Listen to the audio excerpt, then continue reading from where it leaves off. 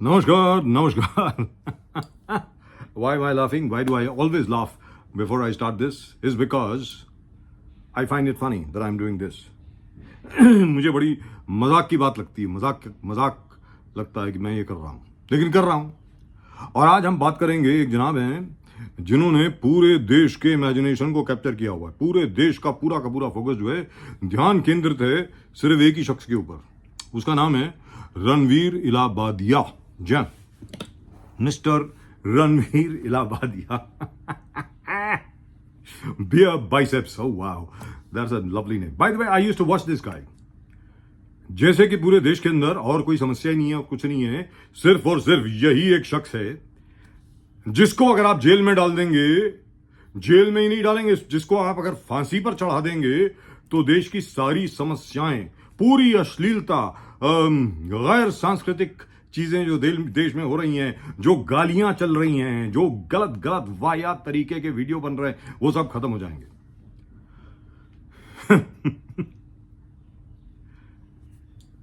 आपने कभी भोजपुरी फिल्में देखी? भोजपुरी गाने देखे कभी? देखे हैं कभी? देख लीजिए। और दूसरी चीज, ये रणवीर इलाहाबादिया जो है, इसके पीछे लोग क्यों पड़े हैं उसके बारे में जरा बाद में बात करेंगे, लेकिन पहले जरा देख लें इसने कहा क्या है। इन भाई साहब ने जो तथाकथित तौर पर चुटकुला सुनाया, चुटकुला ही नहीं, जो तथाकथित तौर पर the manner in which he decided that he's going to be over smart, he's going to be far out in terms of sexual jokes. He talked about his parents. He talked about his parents doing something which we usually as Indians don't talk about in public. We only talk about it on the YouTube or on various digital platforms. तो मेरा ये कहना है, इससे सबसे ज्यादा disturb, सबसे ज्यादा आहत तो इसके मां बाप होने चाहिए। क्या इनकी माताजी ने इसके खिलाफ कंप्लेंट करी?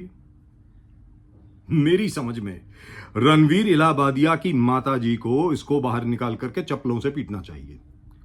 That will be punishment enough, जहां तक मैं समझता हूं।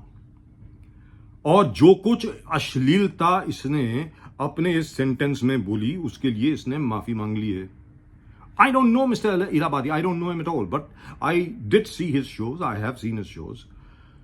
राजश्री नंदी साहब के साथ जो इनके शोज रहे हैं, बहुत जबरदस्त रहे हैं, मैं मानता हूं। लेकिन उनकी बहुत इरिटेटिंग हैबिट एक है कि वो क्या करते हैं कि जैसे ही कोई बहुत अच्छा पॉइंट कोई बोलने वाला होता है, ये जनाब जो है उसके बीच में उसको इंटरप्ट कर देते हैं। But that's a separate issue. I would file a case against him for interrupting his guest. But as far as this thing of humour, so called sexual humour is concerned, आप ये बताइए, हर OTT platform पे मां बहन की गाली तो ऐसे हो गई है कि जैसे आम भाषा है। गैंग्स ऑफ वसेपुर से शुरू हुई और ना जाने कहां तक अब पहुंच गई। उसके पहले भी बैंडिट क्वीन में भी इस किस्म की भाषा थी, और यह कहा गया था, उसको सेंसर ने बिल्कुल पास कर दिया, और बहुत अच्छे तरीके से पास किया, बहुत लड़ाई के बाद वगैरह वगैरह। शेखर कपूर साहब की फिल्म थी, सीमा बिस्वास प्लेड द रोल ऑफ फूलन देवी। उसमें यह कहा गया क्योंकि वहां की भाषा है इसलिए इसको पास कर दिया गया है। यही आर्गुमेंट पेश करी गई है हर जगह पर, पेश की गई है हर जगह पर, करी गई है, की गई है, बातें की है। All I am saying is that this chap is just part of a new generation of so called influencers, comics and other people who think it's cool. It's cool to abuse, it's cool to abuse, MC, BC, हर जगह पर first class, बिल्कुल। But does it merit the kind of crucifixion that this man is being subjected to? I don't think so. एक parliament में एक शख्स थे जिनका नाम है रमेश भिधूरी। अभी हार गए वो, आतिशी जी ने हरा दिया उनको। आतिशी जो मुख्यमंत्री हुआ करती थी दिल्ली की, अभी तक नया मुख्यमंत्री तो अभी तक बना नहीं है, लेकिन उन्होंने पार्लियामेंट में ऐसी अश्लील भाषा का इस्तेमाल किया एक अल्पसंख्यक के खिलाफ, एक मुसलमान के खिलाफ। Anywhere else the man would have been banned for life. उनके खिलाफ तो आप कुछ नहीं बोले। नरेंद्र मोदी जी के खिलाफ ना जाने कैसी अभद्र, अश्लील और वाहियात भाषा का इस्तेमाल किया गया कांग्रेस द्वारा। सोनिया गांधी के खिलाफ कैसी अश्लील, अभद्र और गैर सांस्कृतिक वाहियात भाषा का इस्तेमाल किया गया बीजेपी द्वारा। राहुल गांधी के खिलाफ और उनके पिताजी के खिलाफ, उनके दादा परदादा सबके खिलाफ ना जाने क्या क्या किस किस्म की भाषा का इस्तेमाल किया जाता है। और तो और छोड़िए, गांधी जी के खिलाफ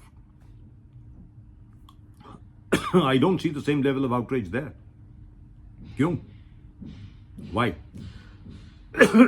Because that has nothing to do with sex. Because that is not sexual. Why are we so disturbed about anything sexual? Hindustan में आप हमारे पूरे पुराण पढ़ लीजिए, शिव पुराण पढ़ लीजिए, महाभारत पढ़ लीजिए, जितने भी हमारे पुराण हैं उसमें पढ़ लीजिए आप। हमारे पुरखे जो थे, जितने भी हमारे पुरखे थे, and I am very proud of my ancestors and I am very very proud of being a Hindu. आप लोग अपने आप को सनातनी हिंदू बोलते हैं ना, सनातनी सनातनी सनातनी, ये तो अभी अभी शब्द आया, हम तो बहुत पहले से बोल रहे हैं साहब, जब से पैदा हुए तब से बोल रहे हैं। हिंदुओं के पुरखों को यौन संबंध को लेकर के, संभोग को लेकर के कोई इस प्रकार की शर्म या लज्जा नहीं थी जो आज की तारीख में आप लोग प्रदर्शित कर रहे हैं। It was part of life and it was described as such. That's it. अगर आप असल में सनातनी हैं तो शिव पुराण पढ़ लीजिए ना, क्यों नहीं पढ़ रहे? पढ़िए। कालिदास का मेघदूत पढ़ लीजिए। I am reasonably certain there'll be a lot of people who'll be very, very shocked and might even ask for a ban on those books. Just try it. You'll see me standing right there and opposing you. But as far as this fellow is concerned, this Ilhabadiya is concerned. इसी तरीके से एक वीरदास साहब हैं जिन्होंने विदेश में जाकर के कुछ भारत के बारे में कहा।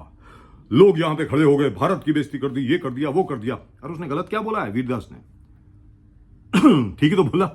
सुबह सुबह हम महिलाओं को देवी की तरह पूछते हैं और रात को उनके साथ बलात्कार करते हैं, ये कहा। माफ कीजिएगा। इसी तरीके से एक और शख्स हैं कुणाल कामरा साहब, इसी तरीके से एक मुनव्वर फारूकी हैं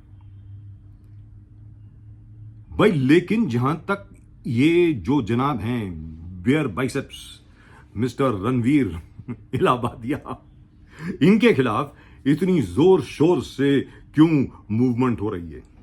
मुझे ऐसा लगता है because this boy was far more successful than all these guys put together. ये जितने भी लोग चिल्ला रहे हैं ना, एसेंशियली दे वेरी एनवियस। मैं मानता हूं इसने जो कहा है वो अभद्र है, इसने जो कहा है उसे जूते पड़ने चाहिए इसको, लेकिन जूते कौन मारे? इसके मां बाप मारे। क्योंकि जो जोक है, जिस जोक का जिक्र हो रहा है, जिसको लेकर के इतना आउटरेज है, that is with regard to his own parents. इसके खुद के मां बाप को आकर के इसको बाहर ले जाकर के सबके सामने अंदर जूते से पीटना चाहिए। लेकिन हम क्या कर रहे हैं? We are spending tax payers money on this guy. He is apologised. अब खत्म कीजिए। मेरा ये मानना है let him get a suspended sentence, ask him to do some community service and ask him to apologize again।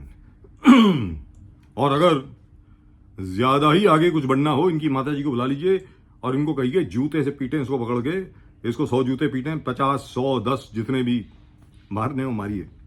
He deserves a beating from his mother and from his father. That's it. But I have to say this. Why does stand-up comedy have to include all the worst swear words and obscenities? क्या गालियों के बगैर comedy नहीं हो सकती? और जो young लोग हैं आज की तारीख में, जो लोग स्टैंड अप कॉमेडी देखने जाते हैं, स्टैंड अप कॉमिक्स को देखने जाते हैं, जब तक सेक्सुअल जोक्स ना हो, जब तक यौन संबंध के जोक ना हो, जब तक संभोग के जोक्स ना हो, till such time as there are no sexual innuendo laden jokes, not even innuendo anymore, and you know they're so blatant, that's the only time that the audience laughs.